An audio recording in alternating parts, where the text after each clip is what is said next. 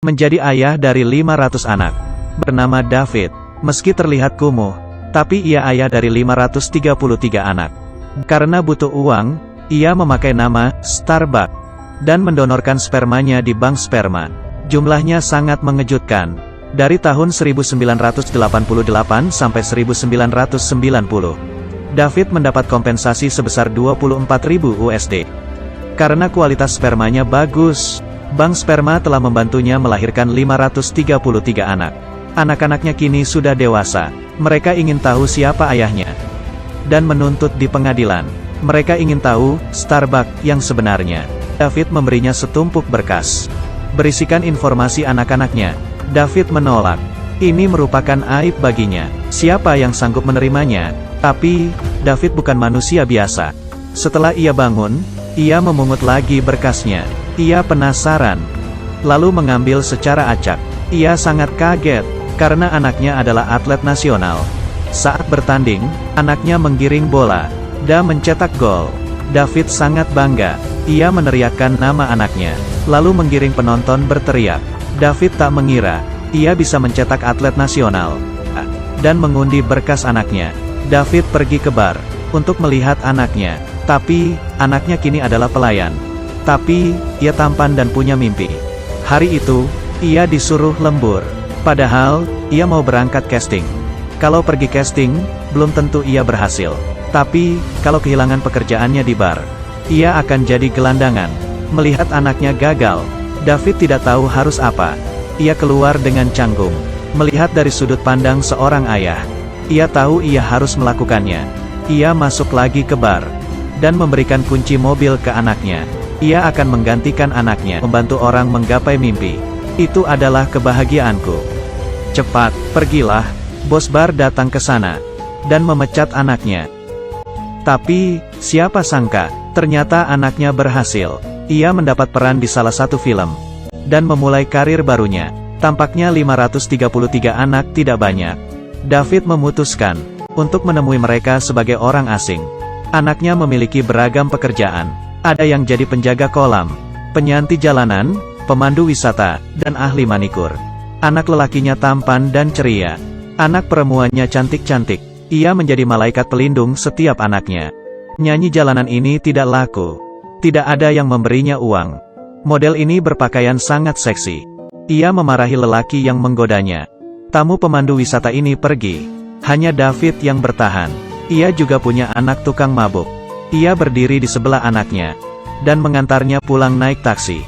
David terus mengundi siapa yang ia akan temui selanjutnya, untuk mencintai mereka dengan caranya. Tapi, hari ini dokumen yang ia pegang membuatnya sedih. David pergi ke panti rehabilitasi. Dia merupakan anaknya yang termuda, dan paling tidak beruntung. Anaknya lumpuh dari lahir. Ia nonton TV, berjemur di luar, dan menyuapinya. Ia menyalahkan dirinya sendiri. Kalau bukan karena gennya, anaknya pasti normal. David tidak tahu harus melakukan apa. Malamnya, David pulang dengan rasa bersalah. Perawat di sana berkata, "Kamu sudah melakukan yang terbaik. Perhatian adalah yang paling dibutuhkan anak itu." David lalu pergi ke komunitas anak-anak yang menuntutnya. David pura-pura menjadi ayah angkat putra termudanya. Ia tidak peduli ia dituntut. Ia berdiri menatap mereka. Beberapa wajah terasa familiar. Suasana hatinya campur aduk, meski ia tak mengenal mereka. Tapi ia mencintai masing-masing anaknya. Anak laki di sebelahnya memberi David mikrofon. Karena mengira ia mau bicara, ia mengambil mikrofon itu dan mengatakan isi hatinya. Setiap dari kalian bersusah payah mencari Starbuck. Tapi, jangan lupakan satu hal. Kalian semua adalah kakak adik. Kalian sudah menemukan satu sama lain. David juga ikut acara anak-anaknya. Mereka berkemah, barbecue, dan main layang-layang. Malamnya, mereka membakar api unggun dan berbagi cerita. Esok subuhnya, mereka melihat matahari terbit. Akhirnya, David mengatakan kebenaran pada putra termudanya. "Aku ayahmu." David menemui pengacaranya. Ia mau membuka identitasnya. Tapi, pengacara memberinya sebuah koran. Kasus Starbuck menjadi buah bibir masyarakat. Pihak bank sperma tetap merahasiakannya. Selama David tidak membuka identitasnya, dan balik menuntut bank sperma, maka ia akan mendapat $200.000 kompensasi kerugian psikis. David tidak setuju. Ini sama saja dengan menjual anaknya. Tapi, di dunia ini ada 5 miliar manusia yang mencari identitas Starbuck. Ditambah dengan komentar buruk. Bahkan, istri David menganggap Starbuck adalah pria mesum. Bila David mengungkap identitasnya, maka dampaknya akan fatal. Malamnya, ia makan bersama dengan keluarga. Ayah David sangat gembira menyambut mereka. Ia bercerita tentang aib David di masa lalu. Meski David ini bukan orang hebat, penampilannya berantakan, tapi ia akan memberimu kejutan. Sebelum istrinya meninggal, David membelikan mereka tiket pesawat ke Venesia. Bulan madu selama sebulan di Venesia merupakan impian orang tuanya. David juga ikut bersama mereka, dan menemani ibunya jalan-jalan sebelum ia meninggal. Kenangan itu sangat indah.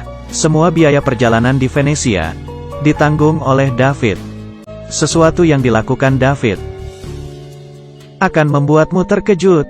Di sini kamu mungkin tahu alasan kenapa David menjadi Starbuck dan bola-balik ke rumah sakit. Selain kasus 500 anaknya, David masih punya satu rahasia lagi, yaitu hutangnya menumpuk. Rentenir sudah 5 kali menagih hutang ke rumahnya. David sudah terbiasa disiksa. Lalu, rentenir mencari ayah David dan menyiksanya juga supaya hutangnya dibayar. Keluarga David tahu. David mau tak mau mencari pengacara. Ia butuh uang. Di persidangan, pengacara mengatakan alasan kenapa David harus menang. Tapi, saat melihat anaknya di TV, hati David tergugah. Kami sangat kecewa. Tapi, kami percaya. Ayah melihat kami sekarang. Keputusan berada di tangannya. Kami melihat banyak media yang memakinya. Kami berharap ia tahu. Kami tidak menganggapnya jahat. Kami rasa dia telah memberikan hidup dan kebahagiaan kepada orang yang membutuhkan. Terima kasih. Kalau David membuka identitasnya, kompensasi $200.000 harus dikembalikan lagi. David yang ragu-ragu pulang ke rumah, lalu melihat ayahnya di sana. David frustrasi dan mengatakan ialah Starbuck. Siapa sangka ayahnya tidak marah dan malah tertawa. Dalam sekejap, ia punya 500 cucu. Itu adalah kejutan terbaik baginya. David bertanya cara menyelesaikan masalah ini. Ayahnya mulai bercerita tentang kisahnya sewaktu muda. Dulu, waktu aku pergi merantau, ayah dan kakekku memberikan semua tabungannya sebesar $10. Saat itu aku bersumpah harus mengembalikannya 1000 kali lipat.